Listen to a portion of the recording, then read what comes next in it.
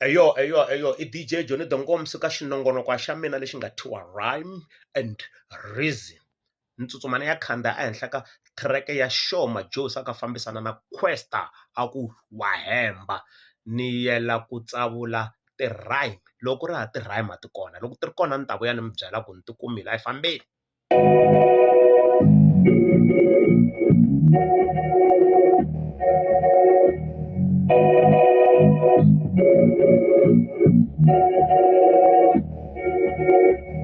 Mina ngiphethe ama-stage balelisa seyanikhabuza amafufutyusha.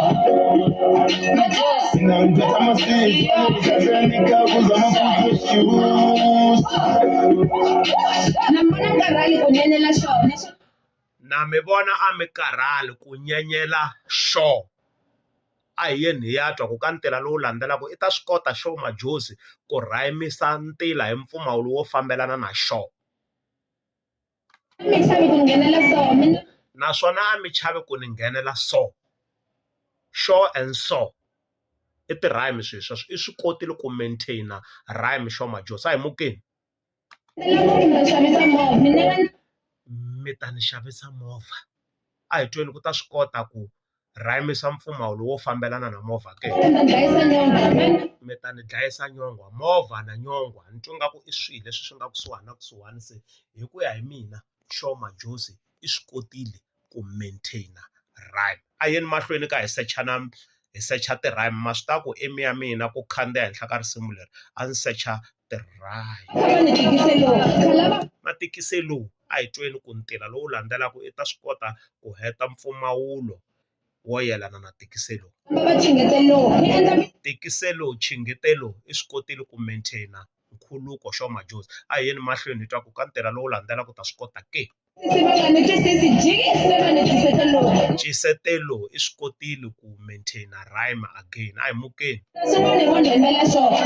Swin'wana mo ni hembela Sho, a hi tweni ku i ta swi kota ku maintainer mpfumawulo wo fambelana na Sho. Sho and so i swi kotile, a hi mukeni. Chicken and bear, huku na mbehe i swi kotile ku maintainer rhyme, a hi yeni mahlweni. Buddha pair i swi kotile ku maintainer, a hi mukeni.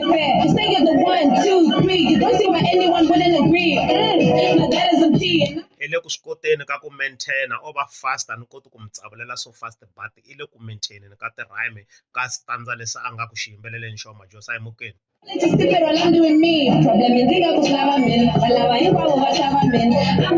Problem mi ndzi nga ku swi lava mina ende vanhu lava hinkwavo va chava mina. Mina ka mintila mimbirhi i ti-weak rhyme leswi mina swi vitanaka ti-identical rhyme loko ni swi sasekisa, mara i ti-weak rhyme. A hi yeni mahlweni i maintainile hi weak rhyme. Swilo hinkwaswo ku xava mina, a hi tweni ku ka ntila lowu landzelaka ku ta rhayimisa hi mpfumawulo wo fambelana na mina ke.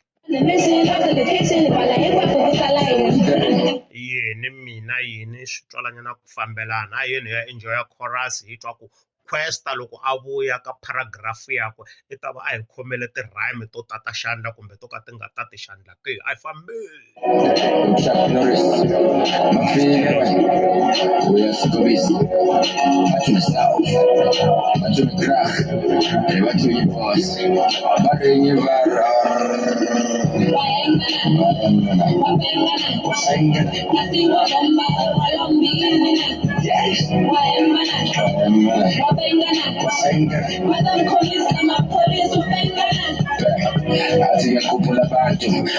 Awuthi ngikhuphula abantu, a hi tweni ku Kwesta i ta vuya hi mpfumawulo wo yelana na bantu ke.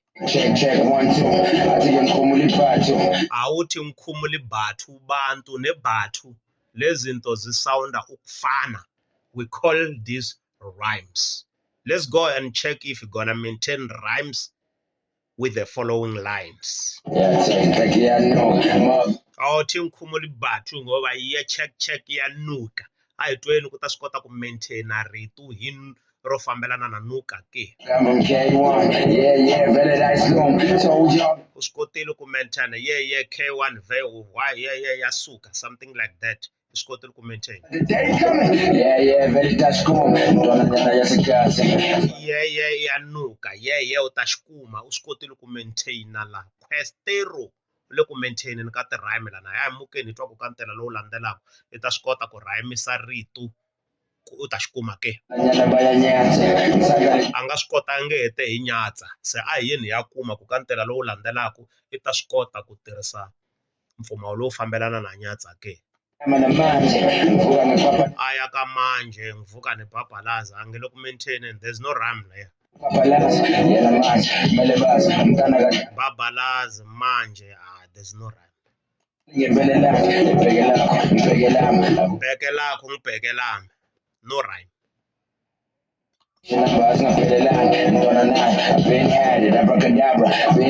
Ntwana naye what there's no rhyme still. Makasane wara there's no rhyme la quest angele ku rhymeni guys and lo kumeni ka ti rhyme I chicken for handed it over and then got it back like you owed me. Okay, so the track is a bang up, don't take me back to that old me. a ku na ti rhyme a wu flowa hi twa ku ka chorus i fixa hi ku kume rhyme or not a yini. I'm totally free, I'm a G. I see how she ready to be. Yeah, but I told me she fucking with me. They don't together.